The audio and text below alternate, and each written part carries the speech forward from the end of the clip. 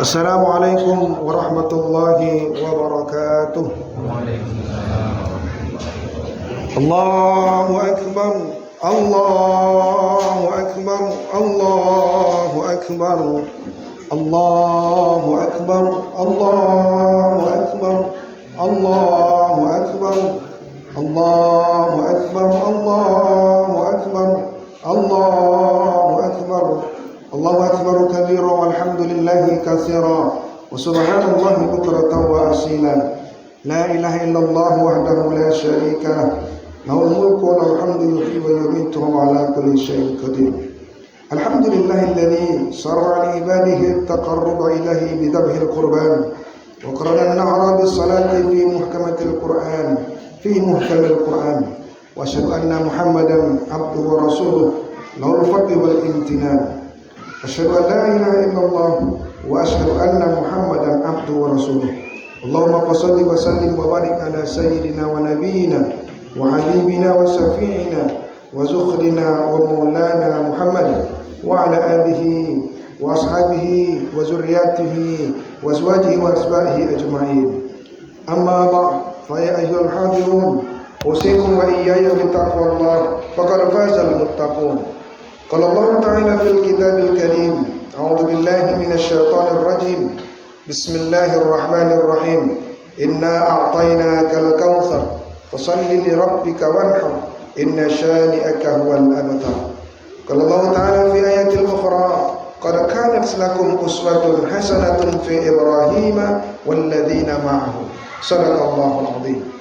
Saudaraku kaum muslimin dan muslimat, jamaah haid, para alim ulama, tuanku-tuanku, nenek mama, para orang tuaku, para generasi muda, semoga kita senantiasa dirahmati Allah Subhanahu wa taala. Kita bersyukur kepada Allah Subhanahu wa taala di hari yang amat mulia ini. Allah masih mengizinkan kita untuk hidup di muka bumi ini. Marilah kita isi hari-hari kita dengan beribadah kepada Allah Subhanahu wa taala. Ingatlah bahwa kelak di yaumil akhir, orang-orang yang Allah takdirkan ke neraka sangat merindukan kembali ke dunia untuk beribadah kepada Allah.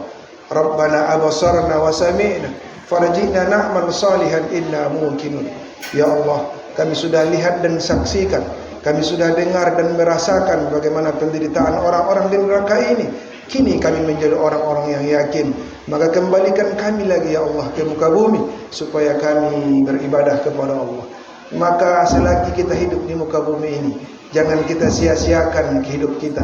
Mari kita isi setiap hari, setiap saat dalam rangka beribadah kepada Allah Subhanahu wa taala. Maka dari itu berupayalah kita menjadi hamba-hamba yang bertakwa, menjalankan segala perintah Allah dan menjauhi segala larangannya. Salawat dan salam buat baginda Rasulullah Nabi Muhammad sallallahu alaihi wasallam.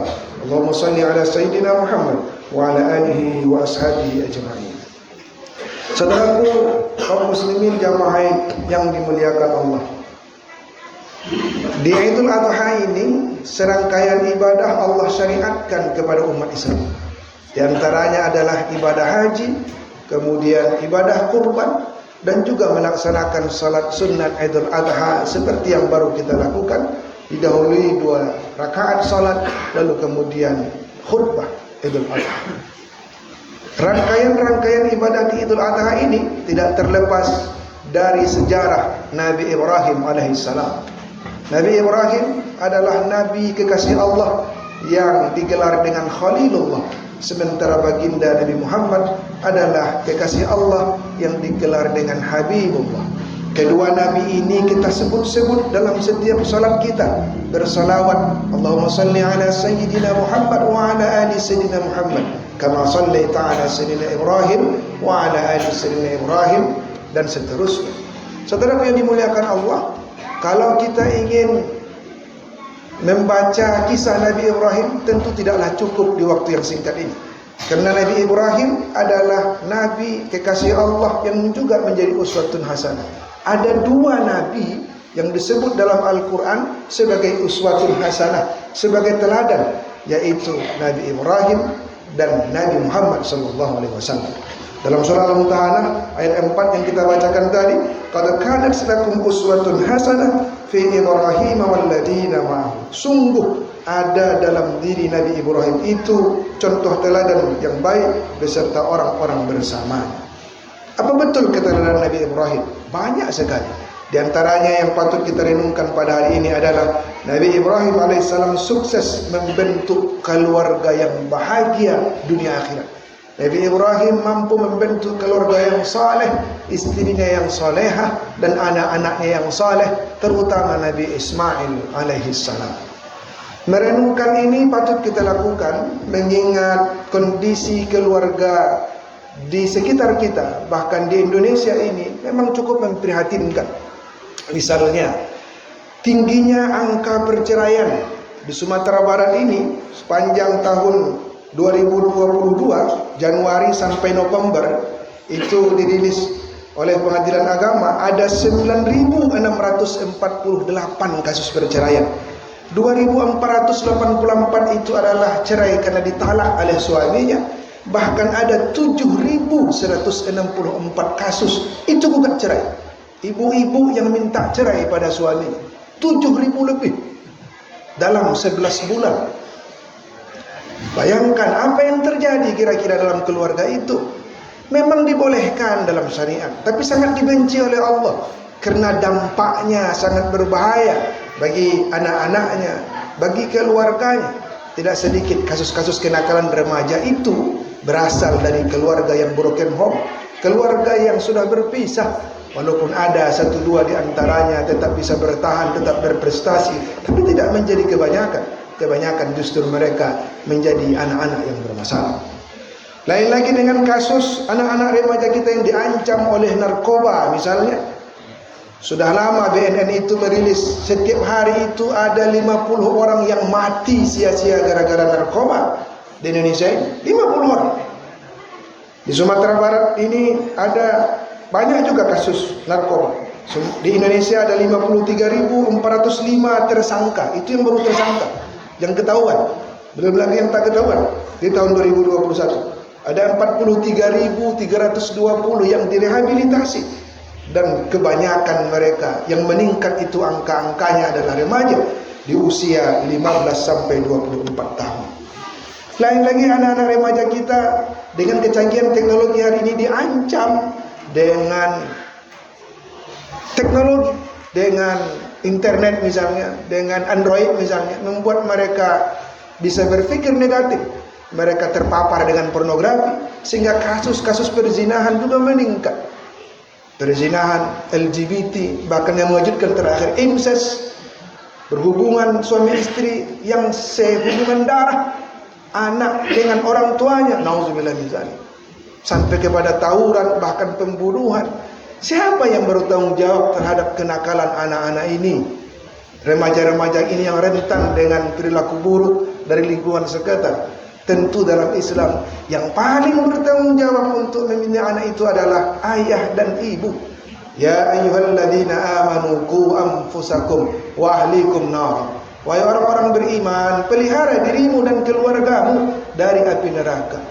Jadi kalaupun kita sekolahkan dengan sekolah-sekolah yang berprestasi, yang mahal, bukan berarti hilang tanggung jawab ayah dan ibu. Maka orang tualah yang paling bertanggung jawab untuk mendidik anak-anaknya. Dan di antara dan orang yang nomor satu dalam keluarga itu adalah ayah. Karena memang kewajiban suami ternyata tidak hanya memberikan nafkah, sandang, pangan, dan papan, tapi dalam kompilasi hukum Islam disebutkan kewajiban suami juga memimpin istri dan anaknya, mendidik mereka tahu agama sehingga mereka selamat dunia dan akhirat. Allahu Akbar, Allahu Akbar, Allahu Akbar, walillahil hamd. Oleh karena itu, mari kita renungkan pelajaran yang luar biasa dari Nabi Ibrahim alaihissalam. Ternyata Nabi Ibrahim mampu mendidik anaknya, ada Ismail, ada Ishak, menjadi hamba yang taat, bahkan menjadi nabi. Kalau kita lihat banyak pelajaran bagaimana Ibrahim membentuk keluarga soleh itu. Dalam kesempatan singkat ini ada 5 paling tidak yang perlu kita renungkan. Yang pertama adalah Nabi Ibrahim alaihissalam sebelum melahirkan anak yang soleh, dia mengutamakan istri yang solehah. Kita tahu dalam sejarah Nabi Ibrahim nikah dengan Siti Sarah, kemudian tak punya anak, sudah kemudian usianya semakin menua. Dalam tafsir Hamka disebutkan sudah lebih 83 tahun, tak juga punya anak. Nabi Ibrahim ingin punya anak, bukan untuk dibangga-banggakan, tapi ingin supaya dakwah diteruskan oleh anak-anaknya. Maka dia bermohon kepada Allah supaya diberikan anak yang saleh. Tetapi Siti Sarah tak juga punya anak, dianggap mandul. Kemudian istrinya Siti Sarah meminta kepada Ibrahim menikahi pembantu mereka. Dalam satu riwayat dikatakan bernama Siti Hajar, yang dari segi parasnya tidaklah cantik, bukanlah orang terpandang, tetapi dia orang yang baik, orang yang salehah. Kemudian itulah yang dipilih oleh Nabi Ibrahim menjadi istri keduanya. Maka benarlah apa yang dikatakan Nabi, tungkaul mar'ah di arba'i khisalin. Biasanya laki-laki menikahi perempuan itu karena 4 alasan. Limaliha wa lihasabiha wa lijamaliha wa lidiniha fasfar bizatid din taribat yadaka. Biasanya dipertimbangkan itu karena hartanya, keturunannya, cantiknya, agamanya. Tapi perintah Nabi, kau pilihlah karena agamanya. Kadang-kadang kita sekarang ketika ada calon menantu datang ke rumah, yang ditanya bukan agamanya, bukan ketaatannya, bukan salatnya, tapi justru berapa hartanya, berapa kekayaannya, apa pekerjaannya. Itu sah-sah saja, tapi bukan itu yang pertama. Tetapi pilihlah karena agamanya. Kenapa demikian?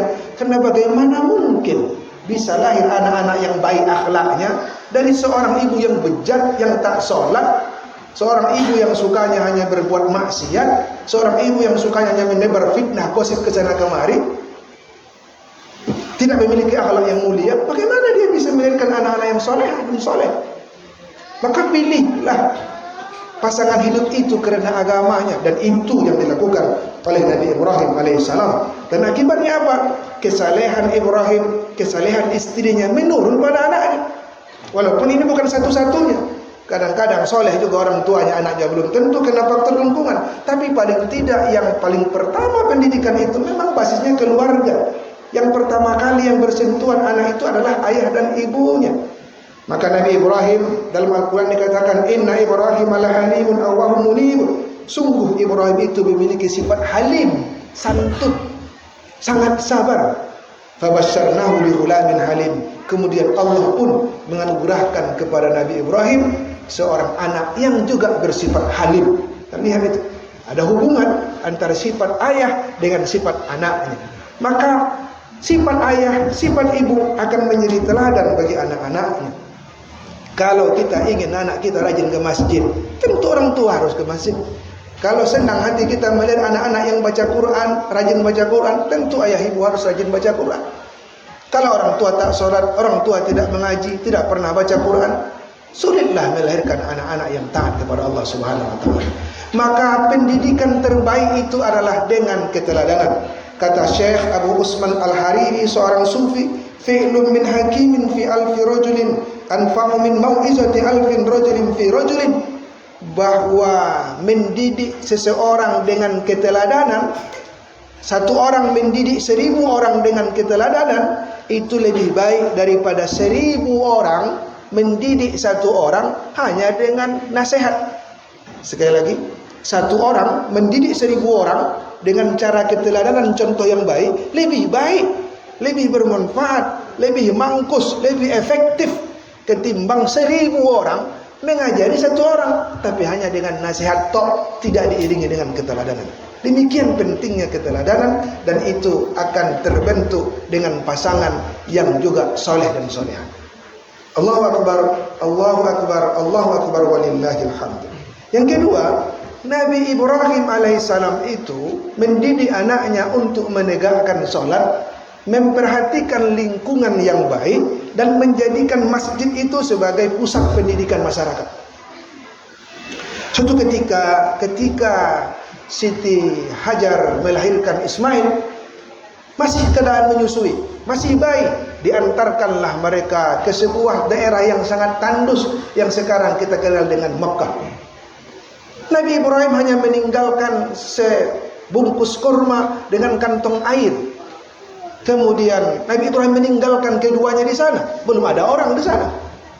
Sehingga Siti Hajar berkata, "Ya Nabi Allah Ibrahim, kenapa kau tinggalkan kami di sini? Apa kau akan pergi meninggalkan kami? Ibrahim hanya diam. Berkali-kali ditanya oleh Siti Hajar, Ibrahim tak sanggup jawab. Kemudian Siti Hajar mengganti pertanyaannya, wahai Nabiullah, apakah Allah yang perintahkan engkau supaya kami tinggal di sini? Maka kata Nabi Ibrahim, iya, atas perintah Allah. Kata Siti Hajar, istri yang solehah itu, yang patuh pada Allah dan taat pada suaminya, kalau memang ini perintah Allah, maka kami akan ridho. Kalau ini perintah Allah, engkau senang, maka kami juga akan senang. Begitulah seorang istri yang solehah mentaati suaminya selagi itu di jalan Allah.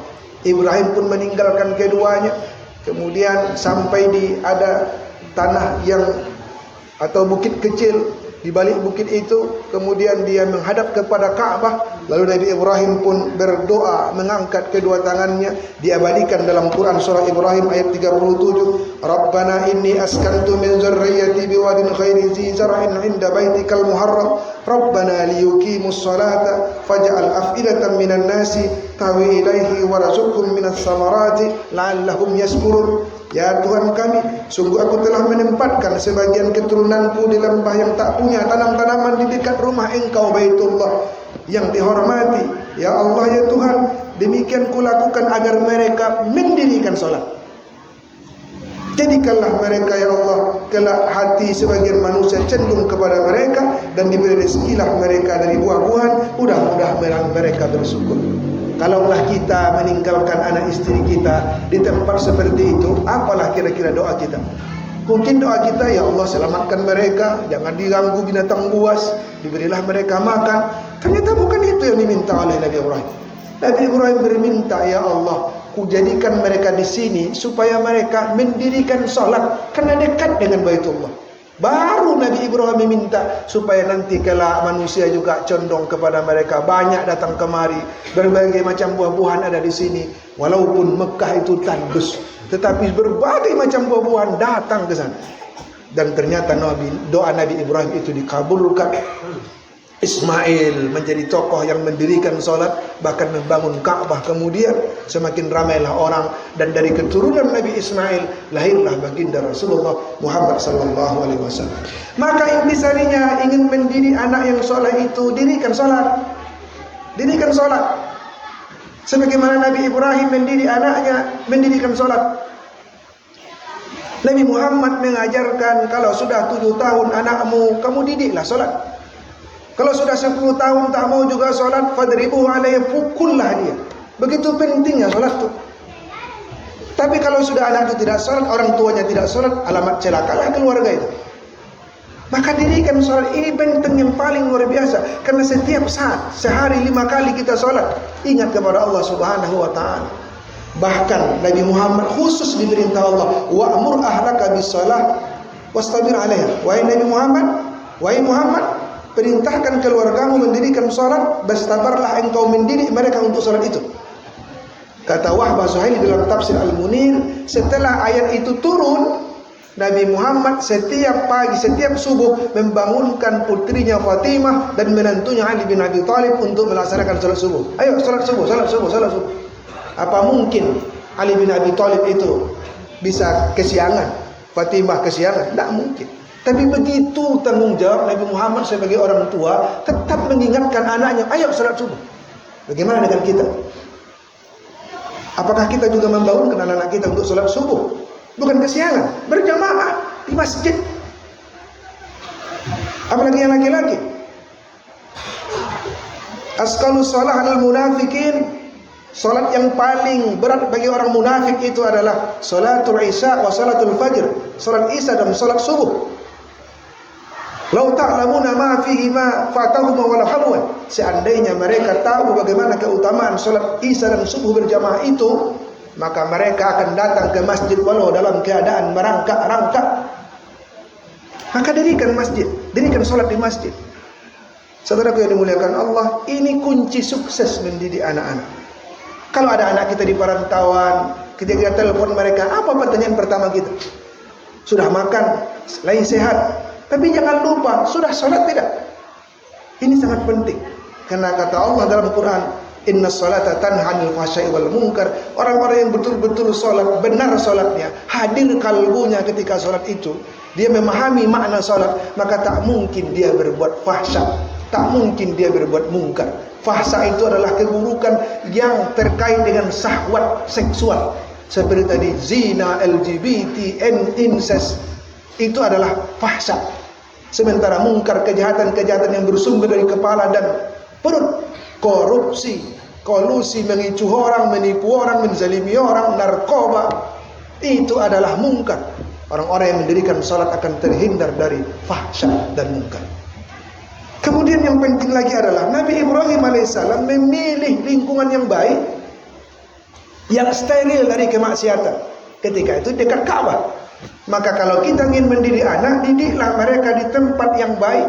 Baik betul ayah ibunya dalam keluarga, bagus sekolahnya, tapi lingkungan sekitarnya, teman-teman anak-anak kita itu buruk, maka mereka juga bisa menjadi buruk. Maka kita juga butuh tanggung jawab bersama untuk membersihkan lingkungan kita dari kemaksiatan. Maka dalam hal ini kita tak sanggup sendiri, kita butuh orang lain, dan kita butuh intervensi dari pemerintah, penegak hukum. Oleh karena itu, menjelang tahun 2024 kita akan pesta demokrasi, maka pilih pemimpin-pemimpin yang peduli terhadap kebersihan lingkungan dari kemaksiatan. Kita pilih pemimpin-pemimpin yang peduli terhadap anak kemanakan kita untuk tetap menegakkan adat bersandi syarak bersandi kita bumbu. Karena kita butuh tokoh-tokoh masyarakat, kita butuh kebersamaan. Karena di antara rusaknya lingkungan adalah bukan karena banyaknya kejahatan, tetapi karena banyaknya diamnya orang-orang yang baik, sementara kejahatan yang sedikit itu merajalela, kemudian mereka mempengaruhi yang lain. Oleh karena itu, Nabi Ibrahim mengajarkan lingkungan sangat menentukan kebaikan anak-anak kita. Lalu yang terbaik pusat lingkungan itu adalah masjid. Sebagaimana Rasulullah SAW ketika membangun masyarakat Madani di Madinah, yang pertama kali dibangunnya adalah masjid. Allahu Akbar, Allahu Akbar, Allahu Akbar, walillahil hamd. Maka di Idul Adha kita harus merenungkan kembali untuk menegakkan masjid. Bukankah orang-orang yang berangkat ke haji ke Makkah sana juga mereka berkunjung ke Baitullah, Masjidil Haram, kemudian mereka juga ke Madinah, Masjidil Nabawi. Maka para tokoh-tokoh kita yang sudah haji, hendaklah mereka di kampung halaman menjadi teladan dalam memakmurkan masjid. Sementara kita yang belum pergi ke haji, hendaklah tetap mencintai masjid. Jangan sampai kita sangat rindu ke Baitullah, Ka'bah, tetapi kita tak rindu ke Masjid Rahmat yang dekat dengan tempat tinggal kita ini. Maka kita tegakkan jamaah di Masjid Rahmat ini. Allahu Akbar, Allahu Akbar, Allahu Akbar, walillahil hamd. Saudaraku yang memuliakan Allah. Yang ketiga, Nabi Ibrahim mendidik anaknya dengan penuh kasih sayang, dengan jiwa demokratis dan komunikatif. Ketika Ismail sudah mulai bermain-main, sudah bisa berfikir atau pada usia tamyiz mumayyiz, maka Allah menguji pula kepada Nabi Ibrahim supaya menyembelih anaknya. Falamma balagha ma'usaya qala ya bunayya. Ternyata perintah itu dikomunikasikan Ibrahim pada anaknya dengan kata-kata ya bunayya, wahai anakku sayang. Begitulah orang tua seharusnya mencintai anaknya dengan penuh kasih sayang. Jangan anak dihardik-hardik, jangan anak dipukulin, apalagi disumpahin, tapi penuh dengan kasih sayang. Suatu ketika Nabi mencium cucunya Hasan dan Husain, lalu sahabatnya Aqra al-Tamimi berkata, ya Rasulullah, aku punya anak 10 orang, aku tak pernah mencium anak-anakku sebagaimana engkau memperlakukan cucu-cucumu. Kata Nabi, man la yarham la yurham. Siapa yang tak menyayangi anaknya, maka Allah tak akan menyayanginya. Maka Nabi Ibrahim menunjukkan kasih sayangnya kepada anaknya, dan anaknya juga sangat komunikatif. Inni ara fil manam anni azbuka fanzur ma satara. Aku bermimpi menyembelihmu nak, bagaimana pendapatmu? Ismail yang soleh itu berkata, ya abatif if'al ma tu'mar satajiduni insyaallah minas sabirin. Laksanakan saja ya Allah, perintah Allah itu, semoga engkau mendapati aku dalam keadaan sabar. Allahu Akbar, Allahu Akbar, walillahil hamd. Yang keempat adalah Nabi Ibrahim alaihissalam itu, walaupun dia cinta pada anaknya, cinta pada istrinya, cinta pada keluarganya, tapi dia lebih cinta pada Allah. Ini juga penting. Sehingga Nabi Ibrahim alaihissalam yang diuji, lamanya dia mendapat anak, tiba-tiba dia dapat anak berupa yang bernama Ismail tadi. Allah menguji dia untuk menyembelih anaknya, seakan-akan Allah berkata, wahai Ibrahim, kamu ini ingin sayang siapa? Kau cinta Allah, cinta aku, atau cinta anakmu? Kalau kau cinta Allah daripada anakmu, sembelih itu anakmu untuk Allah. Ibrahim, karena dia cinta pada Allah, dia melaksanakan perintah itu, dia sembelih anaknya. Kemudian cinta seorang hamba tak disia-siakan Allah. Kemudian Ismail berganti dengan seekor kibas. Ismail pun diselamatkan, bahkan kelak dia menjadi Nabiullah, Nabi Ismail alaihissalam. Dan syariat kurban ini juga disyariatkan sampai kepada kita umat Nabi Muhammad. Hingga ketika Rasulullah ditanya, ya Rasulullah, ma hiji adahi, apa ini kurban? Kata Nabi, sunnah abikum wa Ibrahim, ini adalah sunnah syariat sejak Nabi Ibrahim. Maka laksanakanlah. Bikulli sa'ratin hasanah, setiap bulu-bulu yang ada di hewan kurban itu bernilai kebaikan. Maka beruntunglah saudara-saudara kita yang punya kemampuan, mereka berkurban, dan dengan kurban itu Allah akan berikan kebaikan yang tiada terhingga. Maka alangkah rugilah orang yang mampu tapi tak mau berkurban. Mangkana lahu sa'ata wa lam yudhi fala yaqrabanna musallana. Orang mampu tak mau berkurban, jangan dekati tempat salat kami, kata Nabi. Tetapi bagi kita yang tidak bermampu, yang tidak mampu, mudah-mudahan Allah tetap lipat gandakan kebaikan-kebaikan kita setiap ibadah yang kita lakukan. Dan ingatlah bahwa ini adalah simbol kecintaan kepada Allah. Kalau Ibrahim punya Ismail, kita juga punya Ismail. Ismail itu bisa berupa harta benda, anak istri kita manfaatkan segala itu untuk berjuang di jalan Allah. Allahu Akbar, Allahu Akbar, Allahu Akbar, walillahil hamd. Yang terakhir, Nabi Ibrahim alaihissalam selain berupaya mendidik anaknya, istrinya, kaumnya, dia yakin juga bahwa sesungguhnya yang menjadikan anak kita itu soleh itu karena hidayah Allah. Maka minta pada Allah, Rabbi habli minas salihin, wahai Tuhanku, anugerahkan aku anak yang soleh. Sehebat apapun teori-teori yang kita pahami, sehebat apapun usaha bapak ibu mendidik anak, tapi semuanya itu adalah atas anugerah hidayah Allah. Maka mintalah pada Allah. Doa orang tua adalah salah satu doa yang dikabulkan oleh Allah. Maka jangan pernah berputus asa bapak ibu. Kita memohon kepada Allah agar anak-anak kita, kemanakan kita, keluarga kita menjadi soleh dan solehah. Kalau hari ini kita bahagia berkumpul dengan anak istri kita, suami istri dan keluarganya di dunia ini, kita juga berharap kelak di akhirat kita juga berkumpul bahagia hingga surga. Karena kata Allah dalam Quran, jannatu adnin yadkhulunaha wa man abaihim wa azwajihim wa dzurriyyatihim. Nanti di surga adnin itu Allah kumpulkan orang tua kita, kakek moyang kita, suami istri dan anak keturunannya. Syaratnya mereka jadi orang-orang yang soleh. Maka mintalah, Rabbana hablana minas salihin, ya Allah anugerahkan kami keluarga keturunan yang saleh. Allahu akbar, Allahu akbar, Allahu akbar, walillahil hamd. Semoga Allah Subhanahu wa taala senantiasa mendidik kita, mengarahkan kita, membimbing kita untuk sukses mendidik anak dan istri kita, keluarga kita, sehingga kita bahagia dunia dan akhirat. Fa'tabiru ya ulil absar la'allakum turhamun.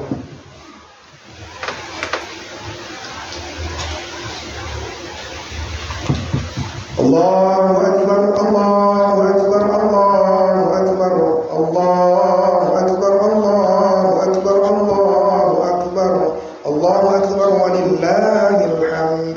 Alhamdulillahirabbil alamin, wal 'aqibatu lil muttaqin, wa la 'udwana illa 'alal zalimin. La haula wa la quwwata illa billahil 'aliyyil 'azim. Asyhadu an la ilaha illallah wahdahu la syarika lah, wa asyhadu anna Muhammadan 'abduhu wa rasuluhu la nabiyya ba'dah. Ya ayyuhal hadirun, usikum wa iyaya bittaqwallah faqad fazal muttaqun. Allahumma shalli wa sallim wa barik ala sayyidina wa nabiyyina wa habibina wa shafi'ina wa zukhrina wa maulana Muhammad wa ala alihi wa azwajihi wa zurriyyatihi wa ashabihi wa asbahihi ajma'in. Qala Allah ta'ala fil kitabil karim, a'udzu billahi minasy syaithanir rajim. Bismillahirrahmanirrahim. Inna a'tainakal kautsar fashalli li rabbika wanhar inna shani'aka huwal abtar. Ya ayyuhalladzina amanu taqullaha haqqa tuqatih wa la tamutunna illa wa antum muslimun. innallaha wa malaikatahu yusholluna 'alan nabi ya ayyuhalladzina amanu shallu 'alaihi wa sallimu taslima. Allahumma shalli 'ala sayyidina Muhammad wa 'ala ali sayyidina Muhammad kama shallaita 'ala sayyidina Ibrahim wa 'ala ali sayyidina Ibrahim wa barik 'ala sayyidina Muhammad wa 'ala ali sayyidina Muhammad kama barakta 'ala sayyidina Ibrahim wa 'ala ali sayyidina Ibrahim fil 'alamin innaka Hamidum Majid. Allahumma ighfir lil mu'minina wal mu'minat wal muslimina wal muslimat al ahya'i minhum wal amwat innaka sami'un qaribun mujibud da'wat ya qadi al hajat ya mujibas sa'ilin. Allahumma ighfir lana dhunubana wa liwalidayna warhamhuma kama rabbayana saghira. Allahumma rabbana hab lana min azwajina wa dhurriyyatina qurrata a'yun waj'alna lil muttaqina imama. Rabbana hab lana minas salihin. Ya Allah yang Maha Pengampun lagi Maha Penyantun, di hari yang mulia ini kami menengadahkan tangan kami menghadap-Mu dengan menyadari kesalahan dan dosa yang pernah kami perbuat. Ampunilah dosa kami ya Allah. Ampuni dosa-dosa kami baik yang disengaja maupun yang tidak disengaja. Ampuni pula dosa ayah ibu kami, orang yang paling berjasa dalam hidup kami. Mereka telah berusaha payah ya Allah dalam keadaan sukacita. Tiada kegelisahan yang paling memilukan mereka kecuali menyaksikan kami dalam kesusahan. Apa yang kami rasakan lebih mereka rasakan. Karena itu ya Allah, seandainya di hari ini mereka masih hidup di dunia ini, panjangkan umur mereka ya Allah. Sehatkan jasmani dan rohani mereka, mudahkan rezekinya. Jadikanlah mereka hamba yang taat beribadah kepada-Mu ya Allah. Istiqamah dalam ketaatan sampai ajal menjelang mereka dalam keadaan husnul khatimah. Namun ya Allah, jika seandainya ayah ibu kami ya Allah sudah tidak lagi, sudah di alam kubur, ampuni dosa-dosa mereka ya Rabb. Ampunilah ayah ibu kami ya Allah, bebaskan mereka dari siksa kubur. Berilah kebahagiaan dan ketenangan dalam ridha-Nya. Ya Allah ya Rabb, jadikan kami anak-anak yang saleh, hamba-hamba yang saleh. Karena kesalehan kami mudah-mudahan bisa mengalir pahalanya kepada ayah ibu kami di alam kubur. Jauhkan kami ya Allah dari sifat-sifat maksiat, karena kemaksiatan yang kami lakukan kelak bisa diminta pertanggungjawaban kepada ayah ibu kami yang telah mendidik kami. Ya Allah, berikan kekuatan kepada kami untuk mendidik anak-anak kami ya Rabb menjadi anak-anak yang saleh. Jadikanlah kami menjadi uswatun hasanah, teladan bagi mereka dalam menjalani hidup ini, sehingga kini kami bahagia di dunia ini berkumpul dengan anak-anak kami. Kelak ya Allah, kumpulkan kami juga di surga ya Allah, tak berpisah ya Allah antara kami, pasangan kami, anak-anak kami, kemenakan kami dan juga orang-orang tua kami. Semua itu atas pertolongan-Mu ya Rabb. Ya Allah ya Ghaffar, ampuni dosa guru-guru kami, para pemimpin-pemimpin kami. Berikan kami pemimpin yang adil, berikan kami pemimpin yang senantiasa istiqamah menegakkan agama-Mu ya Allah, sehingga kelak kami juga dengan bermasyarakat ini bahagia di dunia ini, kami berkumpul kelak di surga-Mu ya Rabb. Ampuni dosa-dosa saudara kami, hilangkanlah penyakit hasad, iri, sombong, dengki dalam kalbu kami ya Allah. Jadilah kami saling tolong menolong, bukan saling mencaci maki. Jadikan kami saling mencintai, bukan saling mencemooh. Jadikan kami senantiasa kuat bersatu dalam agama-Mu ya Allah. Ya Allah ya Tuhan kami, Allahumma ij'alhum hajjan mabrura wa sa'yan maskura wa zamban maghfura wa hijratan lam tabur. Ya Allah, jadikan saudara-saudara kami yang melaksanakan haji menjadi haji yang mabrur. Jadikan pula ya Allah saudara kami yang berkurban agar kurban mereka Engkau terima ya Allah. Allahumma rabbana atina min ladunka rahmah wa hayyi lana min amrina rasada. Rabbana atina fid dunya hasanah wa fil akhirati hasanah wa qina adzaban nar. Wassalamu alaikum warahmatullahi wabarakatuh.